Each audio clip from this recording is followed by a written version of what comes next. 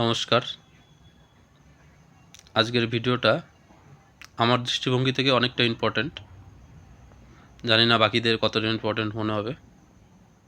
এই ভিডিওটা বলতে পারো যারা চাকরি পেয়েছে, যারা চাকরি পায়নি, যারা চাকরি পাওয়ার দোরগোড়া থেকে ফিরে এসছে, অথবা যারা যে কোনোভাবে অকৃতকার্য হয়েছে।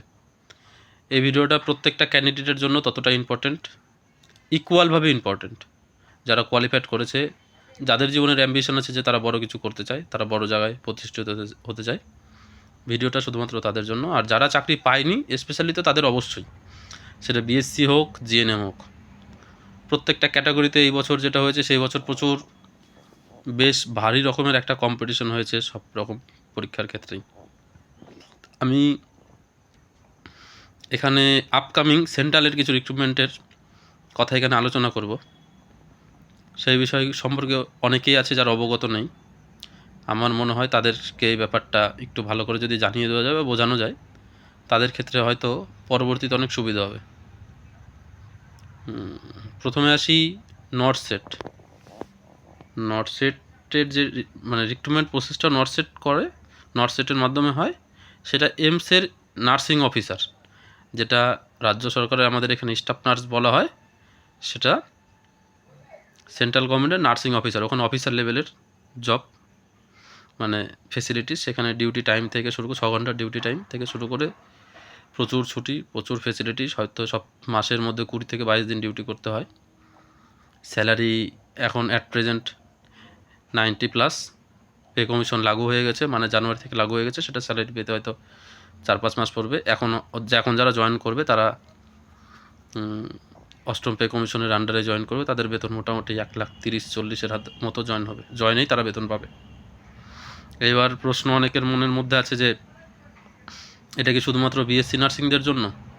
তো তার উত্তর হিসাবে এটাই বলতে পারি যে বিএসসি নার্সিং হলে তাদের কোনো এক্সপিরিয়েন্স সার্টিফিকেটের প্রয়োজন নেই, কিন্তু বিএসসি সার্টিফিকেট যদি না থাকে, সেই ক্ষেত্রে যদি কেউ জিএনএম করে থাকো, জিএনএমের এক্সপিরিয়েন্স থাকে, অনেকের আছে যে যাদের জিএনএম এক্সপিরিয়েন্স সার্টিফিকেট আছে, অনেকের 1 বছর আছে, অনেকের 2 বছর আগে আছে। কেউ যদি জিএনএম 2 বছরের এক্সপিরিয়েন্স কারো সার্টিফিকেট থাকে, অথবা কোথাও কাজ করছো, বা তোমরা যদি চাও যে আমাদের পড়াশোনা করে আমাদেরকে জীবনে ভালো কিছু করতে হবে, অনেকে সিলেকশন হয়নি, কোনো জায়গায় কাজ করছো, তাদের এটাই বলবো যে তারা পড়াশোনা প্রসেসের মধ্যে থাকো, নর্থসেটের জন্য এখন থেকেই লেগে পড়ো, আর এদিকে সার্টিফিকেটটা বের করে নাও 2 বছরের, আর নিজেকে প্রিপারেশন। এখানে এটার পরীক্ষাটা খুব সুন্দর, সিলেবাস ফিক্সড সিলেবাসে পরীক্ষা হয়, ফিক্সড প্যাটার্নে পরীক্ষা হয়। 2টো পরীক্ষা হবে, একটা প্রিলিমিনারি হবে 100 মার্কের, সেখানে তোমাকে প্রিলিমিনারি কোয়ালিফাই করলে তোমাকে 160 মার্কের মেন্স দিতে হবে। কাট অফ যে প্রচুর আকাশ ছোঁয়া যায় সেরকম না। এবছর মোটামুটি নর্থসেট 9-এ মোটামুটি ওয়েস্ট বেঙ্গল থেকে 250 থেকে 300 জনের মতো ক্যান্ডিডেট চাকরি পেয়েছে। টপ র্যাঙ্কার যারা আছে, ইভেন এরকম আমি দেখেছি নিজের চোখে যে নর্থসেটে চাকরি পেয়েছে, নর্থসেট 9-এ চাকরি পেয়েছে, কিন্তু সে এবারকার যে বিএসসি নার্সিংদের যে রিক্রুটমেন্ট হলো রাজ্য সরকারের, সেটাতে সে অকৃতকার্য হয়েছে মেন্সে। তো কথা হচ্ছে লেভেল কারোরই কম নেই। যারা পাস করেছো, যারা পাস করনি, তারা যদি চেষ্টা করো সবাই পারবে। যথেষ্ট ভালো একটা ভ্যাকেন্সি থাকে প্রত্যেক বছরে 2টো পরীক্ষা হয় একদম কনফার্ম, আর শিডিউল দিয়ে দেয় আগে থেকেই। একটা পরীক্ষা হয় এপ্রিলে, একটা পরীক্ষা হয় সেপ্টেম্বরের দিকে। প্রিলি পরীক্ষা হওয়ার 4-5 দিনের মধ্যে রেজাল্ট দিবে, তার 15 দিনের মধ্যে মেন্সের পরীক্ষা হয়, মেন্স পরীক্ষা দেওয়ার 7 দিনের মধ্যে মেন্সের রেজাল্ট দিয়ে দেয়। তো সিস্টেমটা খুবই ভালো, প্রতি বছরের ক্যালেন্ডার আগে থেকে রিলিজ করে দেয়। ভ্যাকেন্সি যথেষ্ট পরিমাণে ভ্যাকেন্সি দিচ্ছে প্রত্যেকটা এমসে। এর আগের বার প্রায় 4,000 3,500-এর মতো ভ্যাকেন্সি ছিল, এই বছরও প্রায় 4,000-এর আশেপাশে ভ্যাকেন্সি।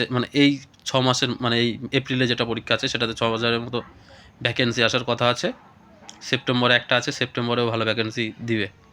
রিক্রুটমেন্টটা বেশ ফ্লোয়ে চলছে, সুন্দর একটা রিক্রুটমেন্ট হচ্ছে, সুন্দর সিস্টেম রিক্রুটমেন্ট হচ্ছে, কোনো দুর্নীতি এখন পর্যন্ত সেখানে আসেনি। আর যারা কোনো কাস্ট বা ক্যাটাগরির মধ্যে আছে তাদের জন্য আরও ফেসিলিটিস, তাদের স্কোরটা কাট অফটা তুলনামূলকভাবে অনেক কম থাকে। যদি কেউ সিরিয়াস থাকো বা সিরিয়াস রিক্রুটমেন্টটা মনে হয় যে আমাদের চাকরিটার প্রয়োজন, অনেকে আছে যারা চাকরি পেয়ে গেছে স্টাফ নার্সের, কিন্তু তাদের মনে হয় তাদের জীবন অনেক ভালো একটা চাকরির প্রয়োজন, অথবা অনেকে আছে যারা সিলেকশন পাওনি, ঘটনাক্রমে কোনো ক্রমে কিছু পয়েন্টের জন্য ছাড়া পড়ে গেছো, এই ভিডিওটা বলতে পারো শুধুমাত্র সেই সব ক্যান্ডিডেটদের জন্য যারা পাস করেনি, আর দ্বিতীয়ত একটুর জন্য হাতছাড়া হয়ে গেছে, আর যারা পাস করা সত্ত্বেও তাদের জীবনে মনের ইচ্ছা যে আমরা বড় কিছু করব।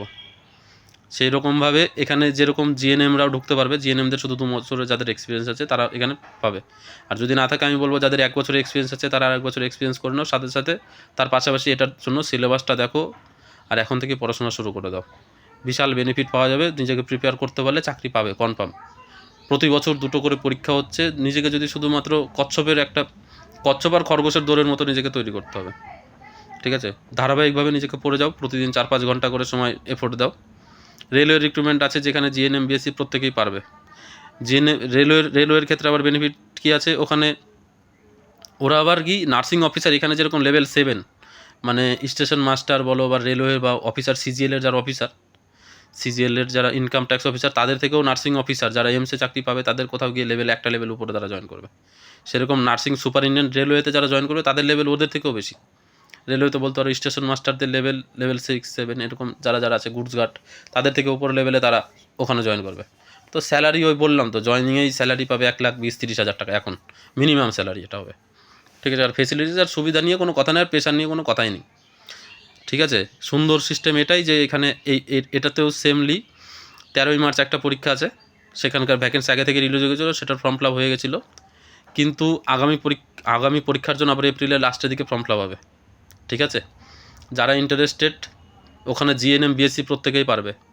যদি ইন্টারেস্টেড থাকো, বড় চাকরি বড় অ্যাম্বিশন থাকে, একটুর জন্য যারা হাতছাড়া হয়ে গেছে বা যাদের মনে হচ্ছে যে না আমাদের এখন পড়াশোনা করে ভালো কিছুর প্রয়োজন, তারা ওটাতে গুরুত্ব দাও, এই দুটোতে। যদি সিরিয়াসলি পড়াশোনা করে, প্রচুর আছে যারা পড়াশোনা করে চাকরি পেয়েছে, শুধু একটু এফোর্ট দিতে হবে ঠিকঠাকভাবে, আর কচ্ছপের মতো দৌড়াতে হবে, খরগোশের মতো 2-4 দিন দৌড় দিলে হবে না, গেল ওটা।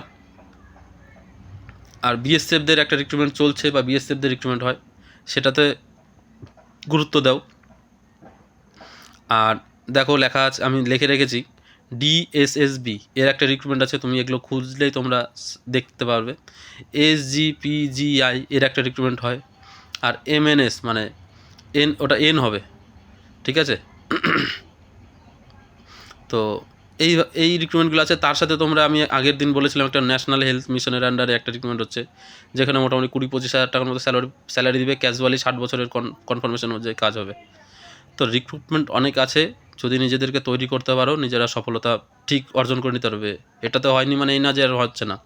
রাজ্য সরকার রিক্রুটমেন্ট এই বছর হয়ে গেছে 2-3 বছর পরে, কিন্তু আগামীতে আবার রিক্রুটমেন্ট হবে, সামনে রিসেন্ট হয়তো 1 বছরের মাথায় হয়তো আবার রিক্রুটমেন্ট ছাড়বে, কারণ প্রচুর ভ্যাকেন্সি পড়ে আছে, আর এই ভ্যাকেন্সিগুলো ফিল আপ না করলে ব্যালেন্স থাকবে না। যেরকম পুলিশের রিক্রুটমেন্ট অনেক দিন ধরে বন্ধ থাকার ধরুন একবারেই পরপর র্যান্ডামলি রিক্রুটমেন্টগুলো হচ্ছে, সেরকম তোমাদের এটাতেও হবে। তো নিজেদেরকে প্রিপেয়ার করতে হবে, ফুল প্রিপেয়ার করে রাখতে হবে, নিজেদেরকে প্রত্যেকটা পরীক্ষার জন্য প্রস্তুত রাখতে হবে।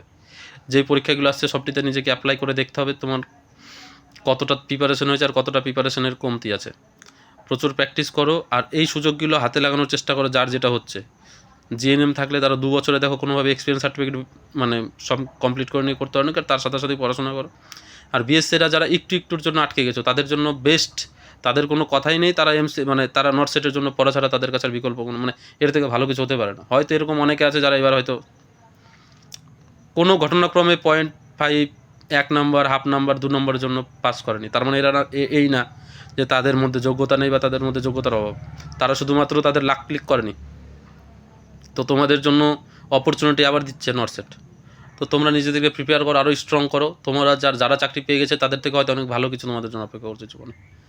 তো ভিডিওটা অনেক বড় হয়ে গেল, কিন্তু অনেকগুলোই ইনফরমেশন দেওয়ার ছিল। তোমরা এই রিক্রুটমেন্টগুলোর জন্য নিজেদেরকে তৈরি করতে পারো, আশা করছি তোমাদের অনেক বেনিফিট হবে। আর আমি আগামীতে আরও এরকমের অনেক বিষয়গুলো জানাবো যে যার মাধ্যমে তোমরা নিজেদেরকে স্ট্রং করতে পারবে। তো ধন্যবাদ, সঙ্গে থাকো সবাই।